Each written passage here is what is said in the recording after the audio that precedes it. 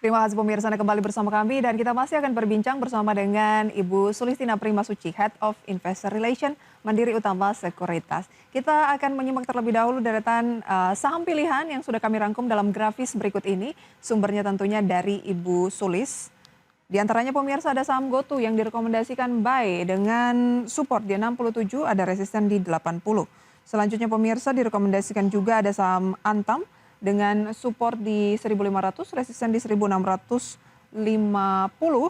Selanjutnya pemirsa direkomendasikan ada saham BRMS dan juga saham Brand.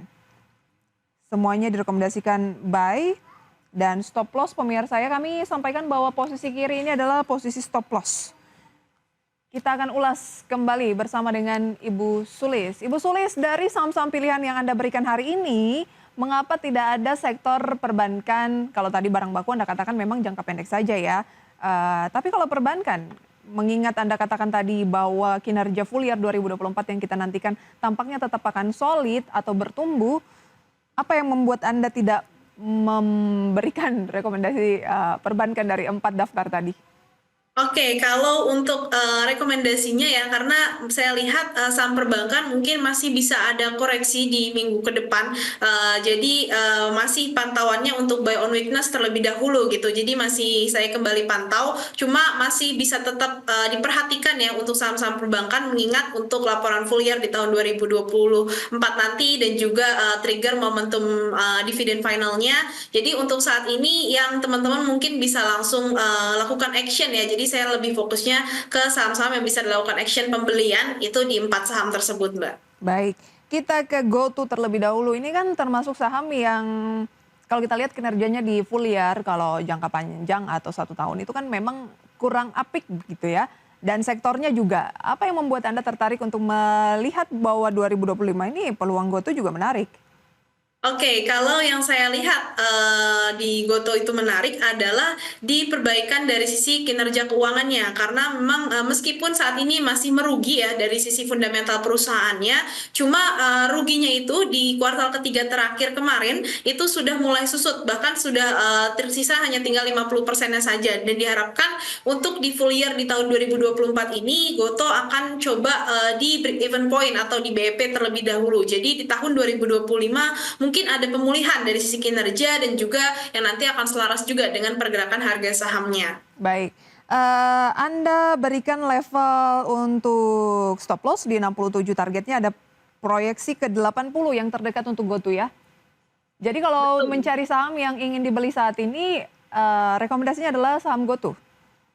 Iya gitu, jadi untuk di hari ini karena memang GoTo secara teknikalnya itu udah confirm rebound pas di support MA 200 Hmm. yang mana ini menjadi support jangka panjang GoTo gitu. Jadi secara pergerakan masih ada sinyal positif untuk bisa ada lanjutkan Baik, penguatan.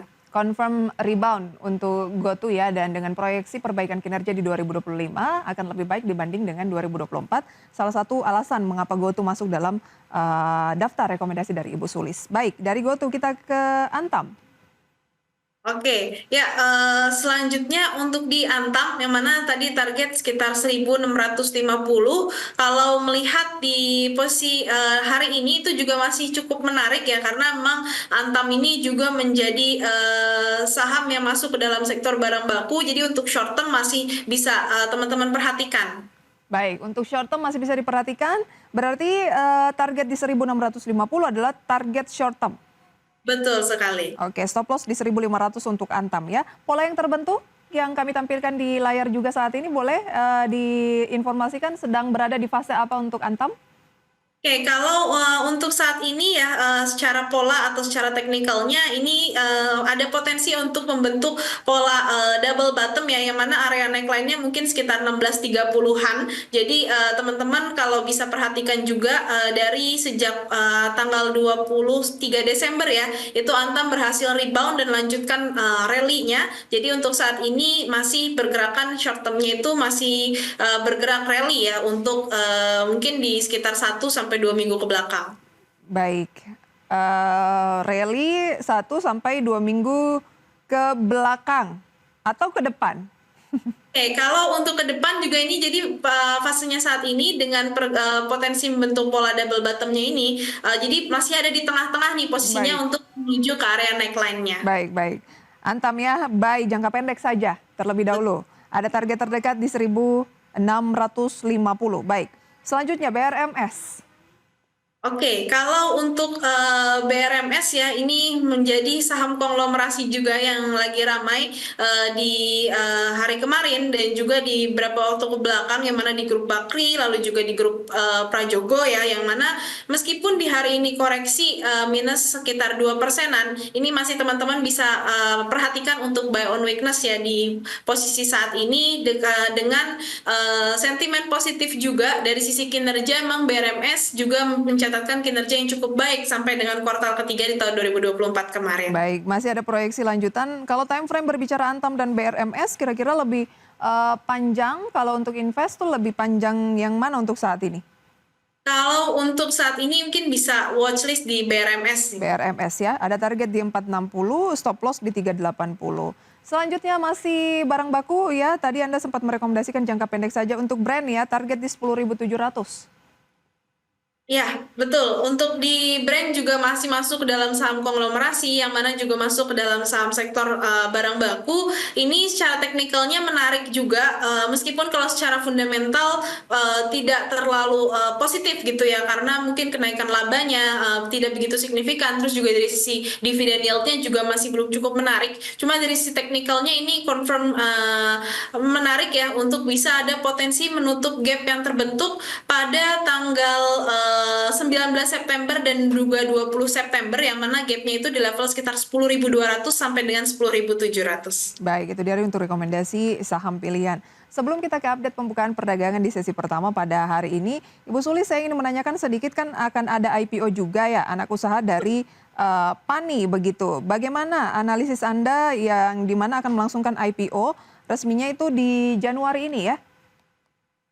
Ya, betul. Jadi yang mana di PT Bangun Kosambi Sukses ya, atau Betul. CBDK, kode emitennya itu mana udah bisa mulai dilakukan penawaran umum per hari ini ya, di tanggal 3 sampai dengan di tanggal 9 Januari, dengan di harga yang sudah di final, itu di harga tertingginya yaitu di 4.060, sehingga menunjukkan bahwa antusiasme cukup tinggi karena ini merupakan anak usaha dari PT Pantai Indah Kapuk 2 atau PANI gitu, yang mana harganya juga cukup melesat di tahun 2024 kemarin itu. Jadi untuk saat ini dengan dana yang diincar sekitar 2,3 triliun dan juga digunakannya itu cukup positif ya untuk akuisisi PT Industri Pameran Nusantara atau PT IPN untuk membangun proyek MICE yang luas areanya itu bahkan sampai 18,5 hektar gitu, dan akan beroperasi di September 2025 ini. Tentu hal yang positif secara fundamentalnya juga, untuk laporannya cukup bagus dan positif juga dari segi